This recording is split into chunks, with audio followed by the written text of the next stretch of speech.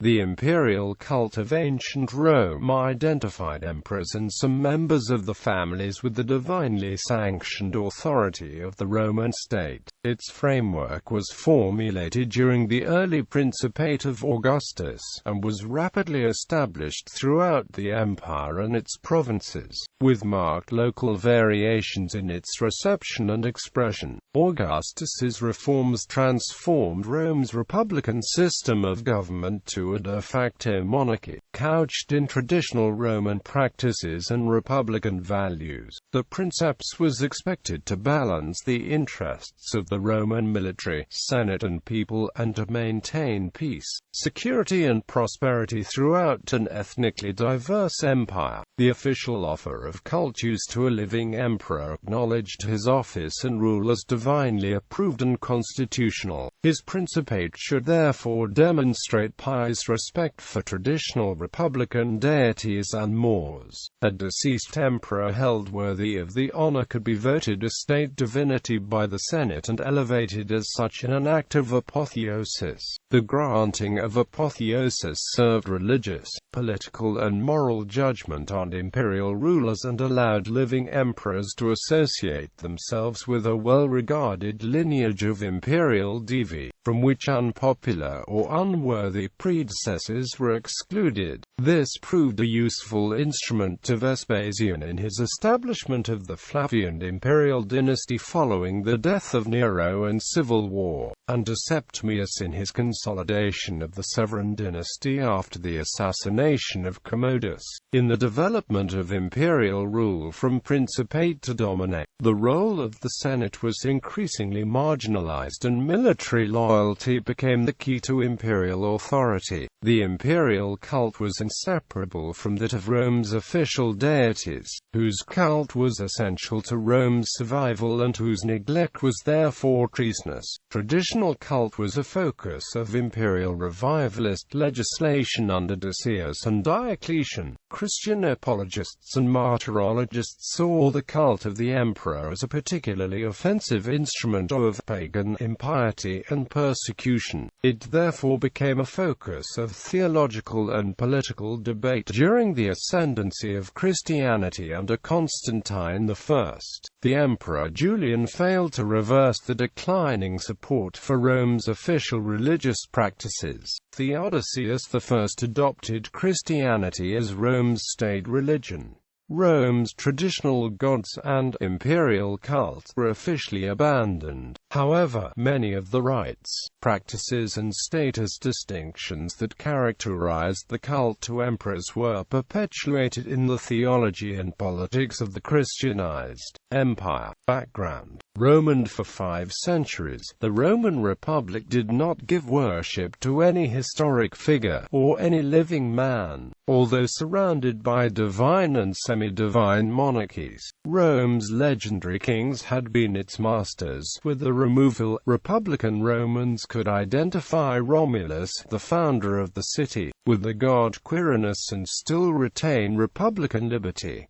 Similarly, Aeneas was worshipped as Jupiter and Diges. The Romans worshipped several gods and demigods who had been human, and knew the theory that all the gods had originated as human beings. Yet republican traditions were staunchly conservative and anti-monarchic. The aristocrats who held almost all Roman magistracies, and thereby occupied almost all of the Senate, acknowledged no human as their inherent superior. No citizen, living or dead, was officially regarded as divine, but the honors awarded by the state, crowns, garlands, statues, thrones, processions, were also suitable to the gods, and tinged with divinity. Indeed, when the emperors were later given state worship, it was done by a decree of the Senate, phrased like any other honor. Among the highest of honors was the triumph, When a general was acclaimed imperator by his troops, the Senate would then choose whether to award him a triumph, a parade to the capital in which the triumphator displayed his captives and spoils of war in the company of his troops. By law, all were unarmed. The triumphator rode in a chariot bearing divine emblems, in a manner supposed to be inherited from the ancient kings of Rome, and ended by offering his victory to Jupiter Capitolinus.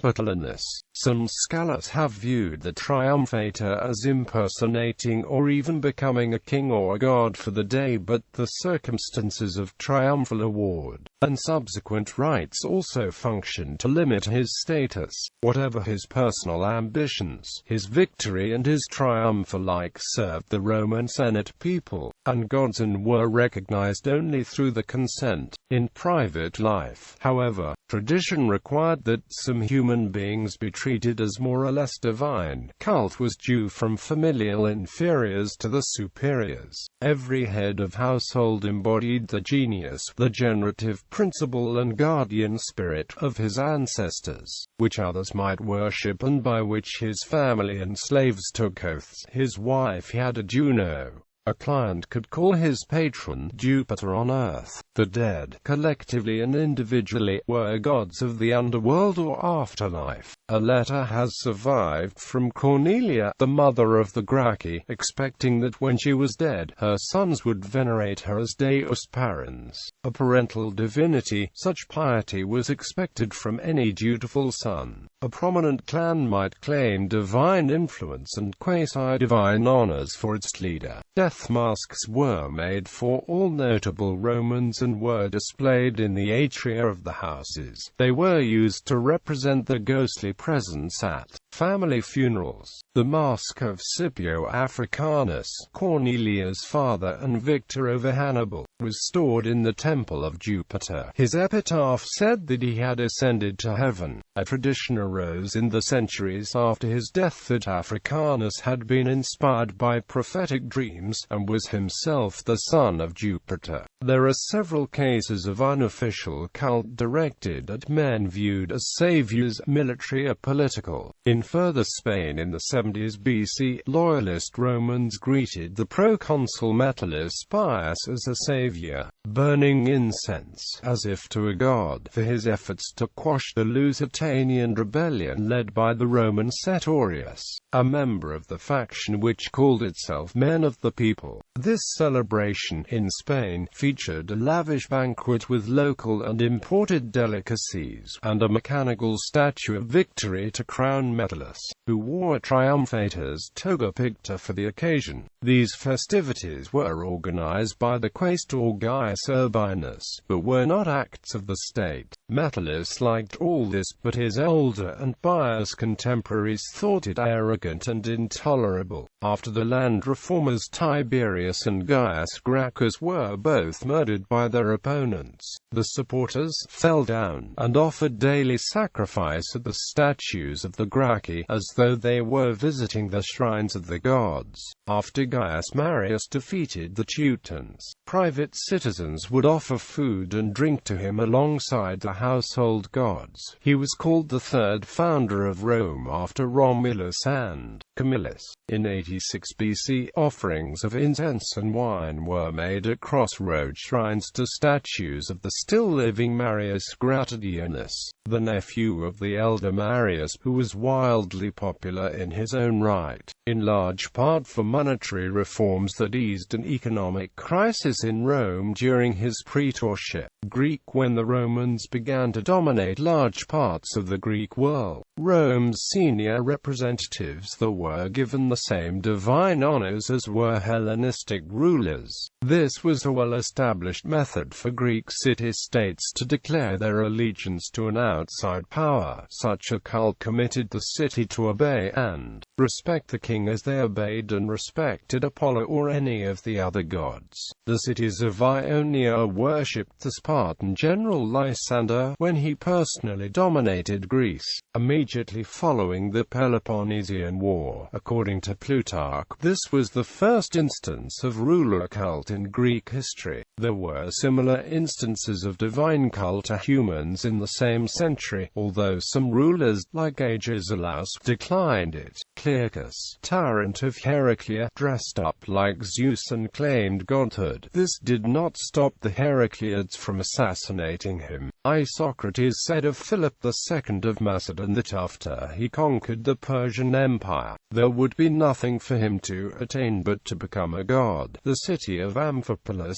and a private society at Athens, worshipped him even without this conquest. He himself set out his statue, dressed as a god, as the 13th of the 12 Olympians. But it was Philip's son Alexander the Great who made the divinity of kings standard practice among the Greeks. The Egyptians accepted him as pharaoh, and therefore divine. After he drove the Persians out of Egypt, other nations received him as the traditional divine quasi-divine ruler as he acquired them. In 324, he sent word to the Greek cities that they should also make him a god. They did so, with marked indifference, which did not stop them from rebelling when they heard of his death next year. His immediate successors, the Diadochi, offered sacrifices to Alexander, and made themselves gods even before they claimed to be kings. They put their own portraits on the coinage, whereas the Greeks had always reserved this for a god or an emblem of the city. When the Athenians allied with Demetrius Poliorcetes, 18 years after the deification of Alexander, they lodged him in the Parthenon with Athena, and sang a hymn extolling him as a present god, who heard them, as the other gods did not. Euhemerus, a contemporary of Alexander, wrote a fictitious history of the world, which showed Zeus and the other established gods of Greece as mortal men, who had made themselves into gods in the same way. Ennius appears to have translated this into Latin some 2 centuries later. In Scipio Africanus's time, the Ptolemies of Egypt and the Seleucids claimed godhood as long as they lasted. They may have been influenced in this by the Persian and Egyptian traditions of divine kings, although the Ptolemies had separate cults in Egyptian polytheism, as pharaoh, and in the Greek. Not all Greek dynasties made the same claims. The descendants of Demetrius, who were kings of Macedon and dominated the mainland of Greece, did not claim godhead and worship Alexander.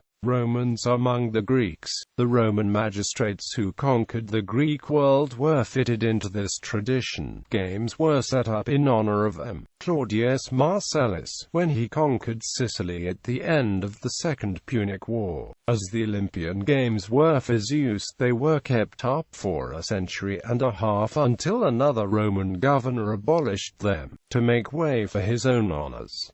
When Quinctius Flamininus extended Roman influence to Greece proper, temples were built for him and cities placed his portrait on their coinage. He called himself godlike in an inscription at Delphi, but not in Latin, or at Rome. The Greeks also devised a goddess Roma, not worshipped at Rome, who was worshipped with Flamininus. She would become a symbol of idealized Romanitas in the later Roman provinces, and a continuing link, whereas a Marcellus of Flamininus might only hold power for a couple years. When King Prusias I of Bithynia was granted an interview by the Roman Senate, he prostrated himself and addressed them as, "Save you gods," which would have been etiquette at his own court. Livy was shocked by Polybius's account of this, and insists that there is no Roman source it ever happened. Worship and temples appear to have been routinely offered to Roman governors. The reaction varied. Cicero declined a temple proposed by the city officials of Roman Asia to his brother and himself, while the latter was proconsul, to avoid jealousy from other Romans. When Cicero himself was governor of Cilicia, he claimed to have accepted no statues, shrines, or chariots. His predecessor, Appius Claudius Pulcher, was pleased, however, when the Cilicians built a temple temple to him that, when it was not finished at the end of Claudius's year in office, Claudius wrote Cicero to make sure it was done, and complaining that Cicero was not active enough in the matter. Intermediate forms. The Romans and the Greeks gave religious reverence to and for human beings in ways that did not make the recipients gods. These made the first Greek apotheoses easier. Similar middle forms appeared as Augustus approached official divinity. The Greeks did not consider the dead to be gods, but they did pay them homage, and give them sacrifices, using different rituals than those for the gods of Olympus. The Greeks called the extraordinary dead, founders of cities and the like, heroes, in the simplest form. Hero cult was the burial and the memorials which any respectable Greek family gave their dead, but paid for by the city in perpetuity. Most heroes were the figures of ancient legend, but some were historical. The Athenians revered Harmodius and Aristogiton as heroes, as saviors of Athens from tyranny. Also, collectively, those who fell at the Battle of Marathon. Statesmen did not generally become heroes, but Sophocles was the hero Dexian, not as a playwright nor a general, but because, when the Athenians took Aesculapius's cult during the Peloponnesian War, he housed it until a shrine could be built. The Athenian leader Hannion founded Amphipolis shortly before the Peloponnesian War. 13 years later, while Hannion was still alive, the Spartan general Brasidas liberated it from the Athenian Empire, and was fatally wounded in the process. The Amphipolitans buried him as a hero, declaring him the second founder of their city, and erased Hannion's honors as much as they could. The Greeks also honored founders of cities while they were still alive, like Hannion. This could also be extended to men who did equally important things. During the period when Dion ruled in Syracuse, the Syracusans gave him heroic honors for suppressing the tyrants, and repeated this for Timoleon. These could also be described as worshipping his good spirit. Timoleon was called Savior. He set up a shrine to Fortune in his house, and his birthday, the festival of his diamond, became a public holiday. Other men might claim divine favor by having a patron among the gods. So Alcibiades may have had both Eros and Cybele as patrons, and Clearchus of Heraclea claimed to be son of Zeus. Alexander claimed the patronage of Dionysus and other gods and heroes. He held a banquet at Bactria which combined the toast to his agathos daimon, and libations to Dionysus, who was present within Alexander. It was not always easy to distinguish between heroic honors, veneration for a man's good spirit, worship of his patron deity, worship of the fortune of a city he founded, and worship of the man himself. One might slide into another. In Egypt, there was a cult of Alexander as god and as founder of Alexandria. Ptolemy I Soter had a separate cult as founder of Ptolemy, which presumably worshipped his daimon and then gave him heroic honors, but in his son's reign, the priests of Alexander also worshipped Ptolemy and Berenice as the savior gods. Finally, a man might, like Philip II, assume some prerogatives of godhood and not others. The first Attalid kings of Pergamum were not gods, and supported a cult of Dionysus Kathagemon. As their ancestor, they put the picture of Philetaerus, the first prince, on the coins, rather than their own. Eventually, like the Seleucids, they acquired an eponymous priest, and put themselves on the coinage, but they still were not called gods before their deaths. Pergamum was usually allied with Rome, and this may have influenced the eventual Roman practice. End of the Republic. In the last decades of the Roman Republic, its leaders regularly assumed extra-constitutional powers. The Mos Majorum had required that magistrates hold office collectively, and for short periods there were 2 consuls. Even colonies were founded by boards of 3 men, but these new leaders held power by themselves, and often for years. The same men were often given extraordinary honors. Triumphs grew ever more splendid. Marius and Sulla, the rival leaders in Rome's first civil war, each founded cities, which they named after themselves. Sulla had annual games in his honor, at Rome itself, bearing his name. The unofficial worship of Marius is above. In the next generation, Pompey was allowed to wear his triumphal ornaments whenever he went to the games at the circus. Such men also claimed a special relationship to the gods. Sulla's patron was Venus Felix, and at the height of his power, he added Felix to his own name. His opponent Marius believed he had a destiny, and that no ordinary man might kill him. Pompey also claimed Venice's personal favor and built her a temple, but the first Roman to become a god, as part of aiming at monarchy, was Julius Caesar.